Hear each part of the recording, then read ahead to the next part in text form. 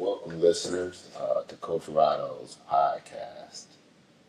Today's episode is going to be giving you a little outlook on who I am and a lot of what my coaching philosophies are, and it's called Winning Regardless, and what did I put into Coach Rodo's podcast of Winning Regardless. In my early life growing up, I grew up in Lansing, Michigan. Was pretty athletic. Played a lot of sports. Played football, basketball, baseball. A lot of it was with neighborhood kids until I started joining teams. Was real athletic. Was always one of the top athletes. Just loved to play sports. Loved to hang out with my teammates and loved to make friends. And at an early age, sports became part of my life at a real early age. I guess at like 7 years old, I would have to say, when I put on my first set of football pads and fell in love with crashing into people. Took basketball seriously probably about the sixth grade. That's when I really started, getting into basketball. Baseball, I fell in love with that with this guy named Kane. He was the first black coach I had ever seen coaching baseball, because baseball was, just like golf in my neighborhood, was a white boy sport. And, he was a brother.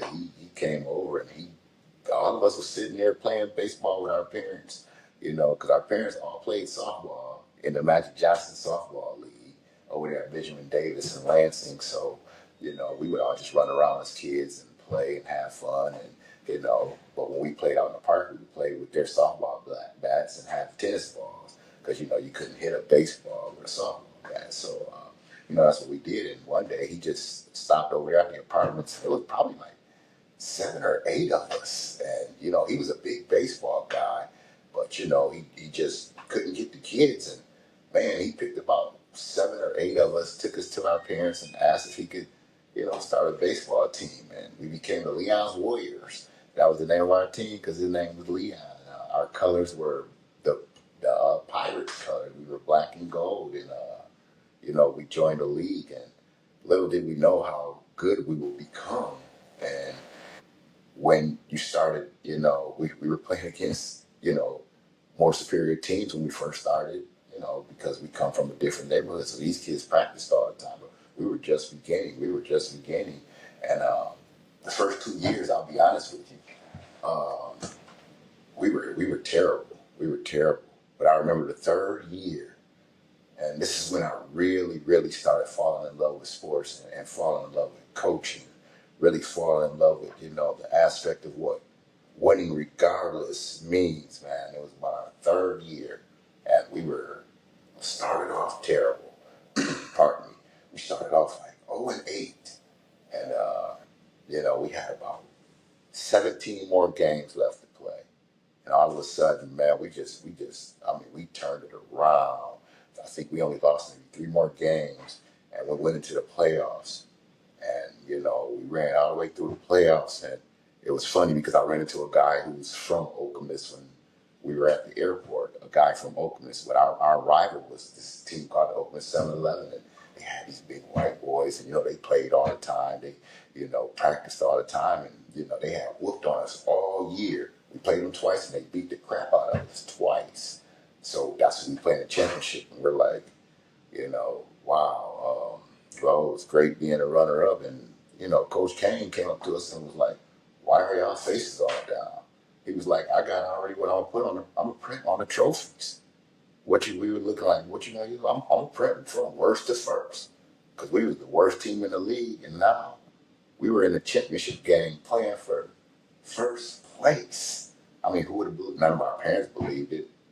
Certainly nobody, none of the other teams believed it, because we were, just a group of neighborhood kids. We didn't, and we practiced right there in the apartments park. So we really couldn't bomb the ball because you would hit it over people's fence. So he taught us how to, we knew how to hit a bunch of singles and doubles, but we did have myself and a couple other kids that were big hitters.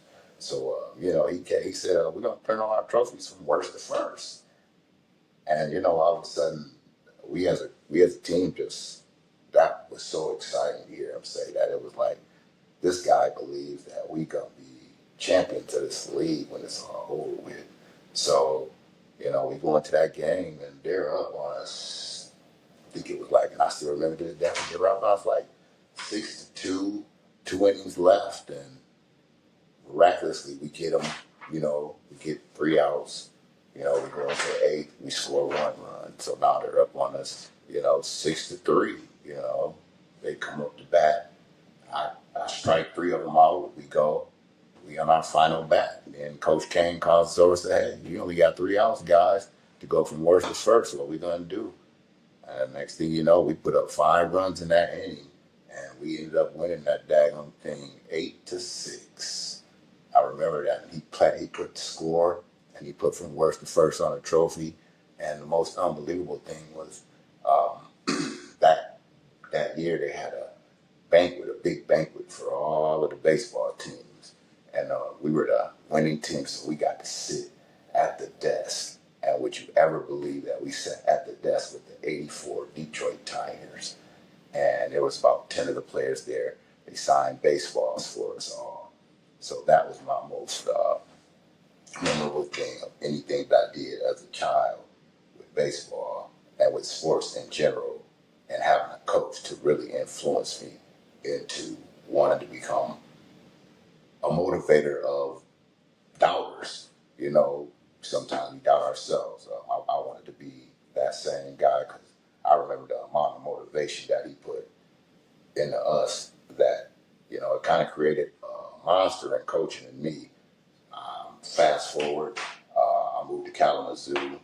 I started coaching, my oldest son, his T-ball team, and he played a lot of other sports, but he didn't really have a lot of friends that played a lot of sports. And then my youngest came along, and from a parental standpoint, you watch other people who coach your children, or they coach other children, and you see the things they say to them and the way that they treat the children, and the way that you talk to them. And some of it's not motivating, and most of it can be a lot of derogatory and negative when a child does a thing wrong. And the one thing that I always believed in with children, when you're teaching them and you're coaching them, if they make a mistake, that's because they're trying. I mean, no kid goes and sets out to make a mistake, so why do I need to scold you for you trying? You just happen to make a mistake on trying. It's probably something you've never done before. So it's up to me as a coach to teach you how to improve on what it is I'm asking you to do so that it becomes repetition. So fast forward, my wife and I enrolled the boys into the YMCA's football and basketball stuff. So I started coaching the youngest team, and she coached the older team with the older son. And, it was great because we had a bunch of little kids who, they're 6 years old. And if you ever coach 6 years old, the first thing they do is they stand right in front of you, and their eyes are so big. So it's like they're absorbing, and everything that you tell them is like a book. Like they're reading a book because they're only going to believe what you tell them because they believe that you know more about the sport that they're playing than anybody they run across. So what you have to do is you have to figure out how to break it down for these children to understand. You have to put it in their terms. I guess what they call it today is meeting them where they're at. So I was pretty good at meeting children where they're at because I didn't believe in really cutting anyone. Because I always believed that, these kids, you could find a spot for a kid. He might not be the best scorer on your team.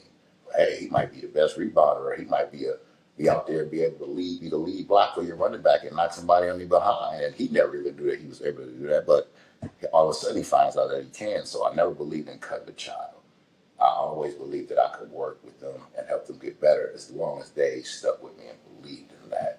Um, so, my coaching strategy was to always find out what it is you may be good at so that I can improve upon that so that you can help our team.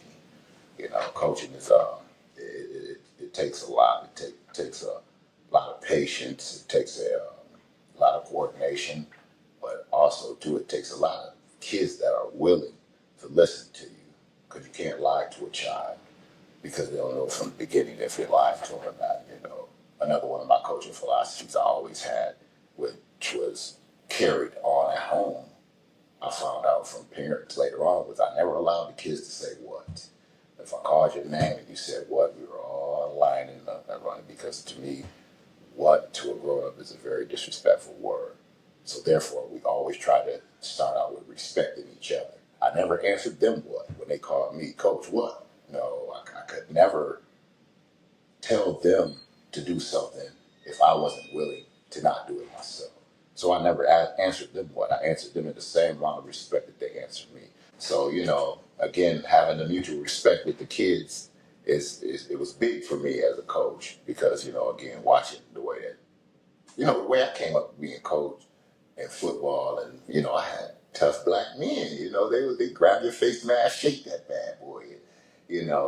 But some kids you don't need to reach like that. That was different when we came up, and I realized that when I got older and I started coaching, and I came up, and again, seeing that the way that people were teaching the kids and coaching the kids, I kind of wanted to be different, in a sense of, again, meeting the kids where they are. Like even now when, my buddy and I do our paramilitary training for Kalamazoo Central boys basketball, varsity basketball team, I always tell the kids, thank you for allowing me to have a few moments of your day to train y'all.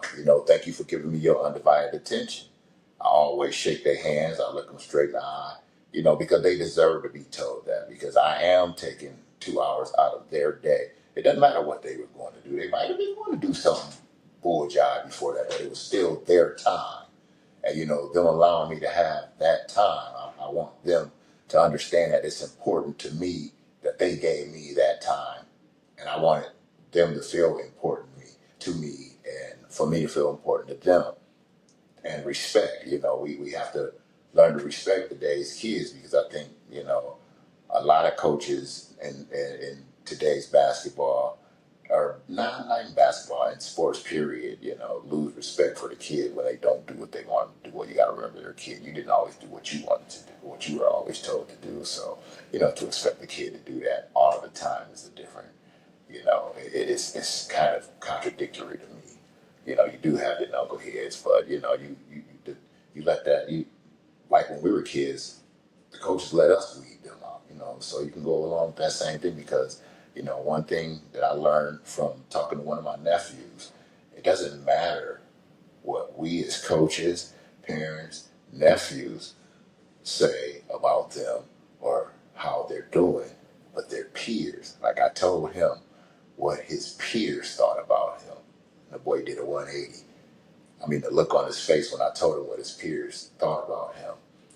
For me, that was another coaching moment, because that was a way for me to reach my nephew in a way that I never had been able to before, until I was talking to somebody who go to school with him, and her friends, all of them know who he was, 'cause he was a basketball star. And when I told him what they all thought of him, did a complete 180. So again, that comes with part of my philosophy of being able to reach the children and being able to coach and teaching them how to win in life. You're gonna go through some ups and downs. The thing about winning is, how do you define winning? I mean, you failed in everything else that you tried today, but you won in something that you had never done. Let's just say we worked on left hand layups all day, and you missed every one, but you made that last one. But because you missed 10, does that make you a failure? No, it does not, because you made number 11. In that classroom, I mean, for me, it was, I always use the example when I went to Western. I had to take statistics class that I was never going to use in my life. But I knew that if I showed up in class every single day, turned in every piece of homework, and took every test, the least I could get was a C. And that would be a tremendous win for me, because it was a class that I had never, ever in my life prepared for, known or knew that I was going to have to take. And that's what I did. And I failed every exam. I didn't even, not even close on any of those exams. But because I came to class every day and I turned in every piece of, I don't even think I got the homework right. turned it in. That's got to count for something.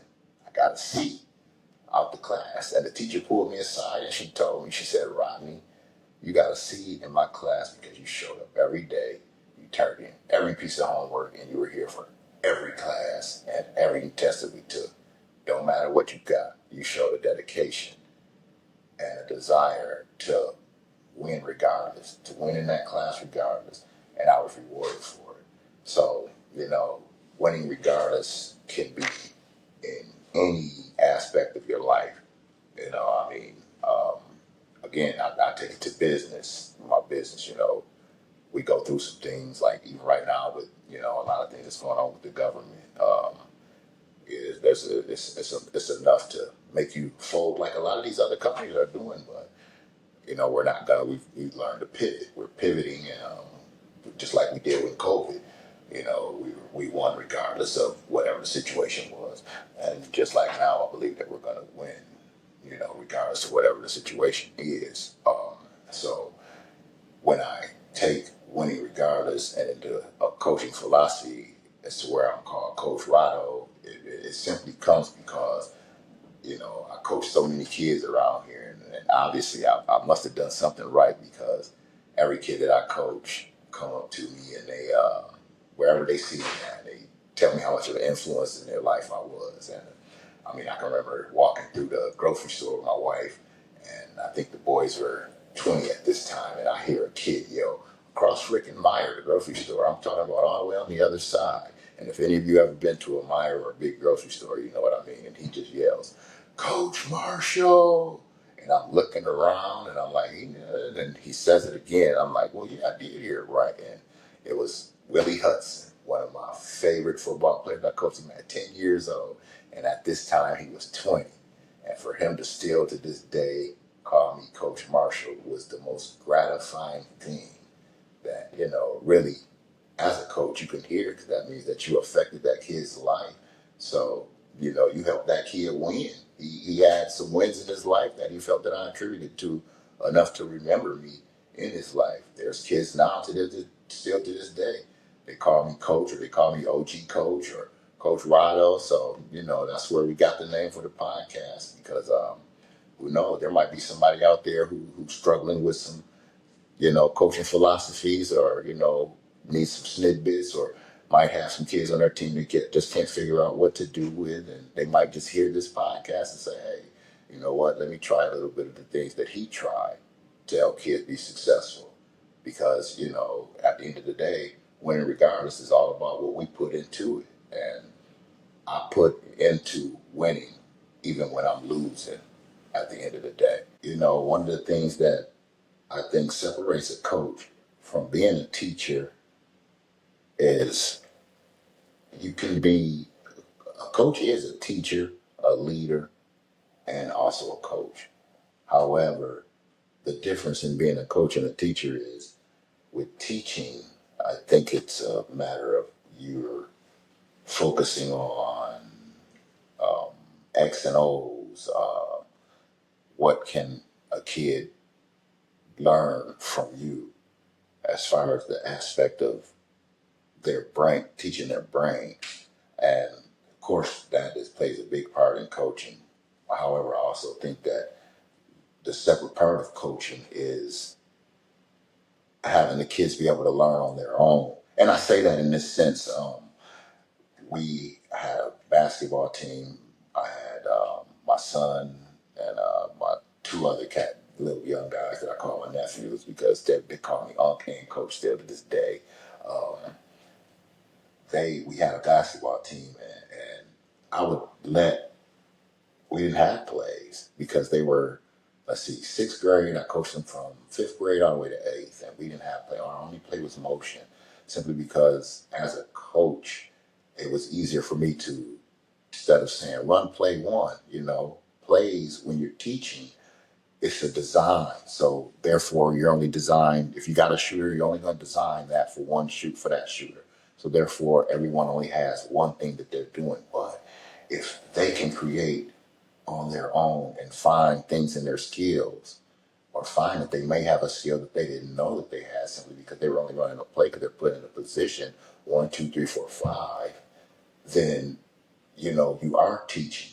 Whereas to me, where coaching comes in is I used to let them, hey, you know what? We're just going to run screen and rolls. That's all we're going to do, screen and rolls. And if you got an open shot, take it. If you can go down the lane, take it. I didn't put a number on them. I mean, my biggest kids would catch the ball outside and up fake, dribble drive, maybe kick it out, post back up and lay it back in. That wasn't in the play that we worked on. These are things that they learn playing with each other in the park, or we playing 5-on-5. The coaching aspect along with teaching is them learning how to gain a skill on their own. And in coaching, teaching, helping them learn how to get that skill on their own is where your teaching comes in. Because now that you found out that you have that skill, now I can teach you how to master that skill, so to speak. Okay, you're a shooter. Let's make you an even better shooter. Now let's teach you how to shoot off the dribble. Let's teach you how to up fake and go to the bucket off of that shot. That's where the coaching aspect comes in.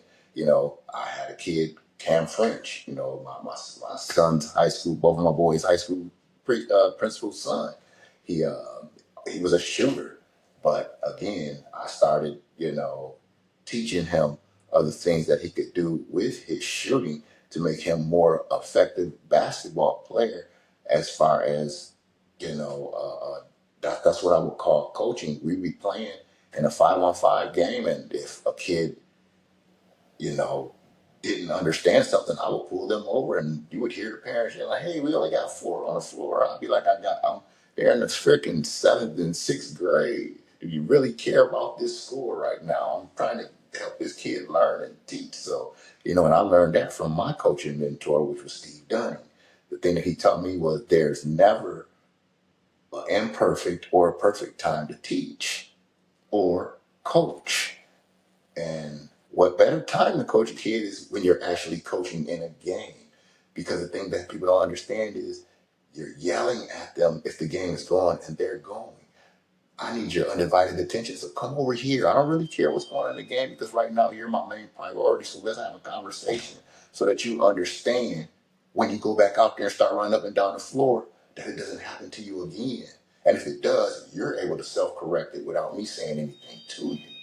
So when you ask about teaching and coaching, if you have that thought process in your head, they can be one and the same, but they are also different. And your leadership will come with your kids following you when they understand you. They'll like you. They'll want to play for you. They'll do things that they ordinarily wouldn't do for other people. Like I said, my kids, my kids' parents would come home and say he don't even say what at home anymore because he was afraid that it was the respect that I instilled in him. It was the punishment that came first, but it was the respect that, well, wow, okay, I get punished for saying it, but when I call coach, he don't say what to me. He don't say what to his son. So okay, he really doesn't like the word "what" being used. That's a sign of respect. So I can follow a leader like that. And when I have a lot of conversations with other coaches, a lot of times they'll ask me things like, "How do you get through to your kid?" And I always tell them, I try to reach kids as an individual instead of grouping them in a team, because at the end of the day, each kid is an individual. Although you're trying to make them a team collectively, they still have individual skill, and they also have an individual mindset. So you have to figure out how to motivate or how to, make them feel successful. Each kid individually, you're going to have that superstar who doesn't need that. Of course, that kid makes everything easy for you. But what about the one kid who doesn't see a victory in anything that he does? So when coaches and I have a conversation about things like that, I always tell them the thing that I try to do is picture in my mind what is it that he did, and I saw him smile when he did it right in practice. That's what we're going to do for him in the game. Because I always wanted him to have that same success. Because the thing about sports is you can carry success from sports over into life. It's all about how you perceive it. And you can have small successes in sports that turns into big successes in life because you remember those small successes. And, to me, the greatest basketball player of all time is Michael Jordan. And the one thing that he always said is all we think about is how much this dude has won and how much success he's had. but nobody ever talks about how much failure he had before that. To the point where, like he said, I was ready to quit, but I didn't have that in me to quit. So I always tell the coaches it's a give and take thing. Them kids will give you everything they got, and it's up to you to take it, but don't take it negatively. Take it to them and turn it into a positive. Learn each kid individually. Sit down and have a conversation with them and talk with them. We go to tournaments and we sit down. We'd all sit down at the bleachers next to each other, and my kids would sit around me and they talk to me, and I'm trying to watch the game, but they talk to me out there, inquisitive. They're asking me questions, and you find out they're regular kids. Coach, you play Fortnite. What is Fortnite? Things like that, and by being that, by these kids seeing you human, all of a sudden, every time you see them, even as they get older, it's coach, it's coach, it's coach, and like I was like JoJo was just talking to me about one of the guys that he sees that coached him as a kid. Still to this day, because of the respect that this guy has earned from him, still to this day he calls him coach. So it must have been something that was done. This coach was able to get to him in a moment of need, and him to understand that there's a greatness within you, and it's up to you to believe it and up to you to fulfill it. Only thing that we can do is help you harness it, and that's big to a kid. That those are the lasting words, those are the lasting thoughts. And the thing about it is, kids love action way more than words. You can give them words, but they want your actions. And if you show them your actions and you show them, you're compassionate, that you care, and like I tell coaches, it's not always about being hard. Sometimes we can be soft. You don't have to reach every kid the way that we were reached as kids. Motivation is different nowadays. So try to, coach to coach, try to meet your kids where they at. Meet them where they are. You can always reach them. They might not be where you want them to be, but maybe they are where they need to be at that point in time. And that's what we have to remember, because we're not living vicariously through the kids that we coach. We're already living our lives. Let's get that out of our head. Right now, we're mentors, we're leaders, we're teachers, and we're coaches. So that ends about, that about ends it for me and my experiences in coaching and why I got into coaching. And I hope those of you that are listening, can find something in common with what I said to you about today, and can, maybe find something that you might can use that'll help you along with your coaching. Because the one thing that we need to remember as a coach, it is a volunteer thing for us in the youth arena. And it's a hard volunteer thing, but just remember, you volunteer for a reason. You volunteer with your heart because you care and because you have love for the sport and for the kids that you're going to coach. So I hope and pray that when you listen to it, there's something in it that you can grasp out of it. Maybe, my strategy on coaching and reaching the kids, or, just meeting the children where they are, because you never know the one kid that you might reach. So again, I hope you can take something out of what we just talked about today, and you can find me wherever you listen to your favorite podcast. Next one will be coming soon.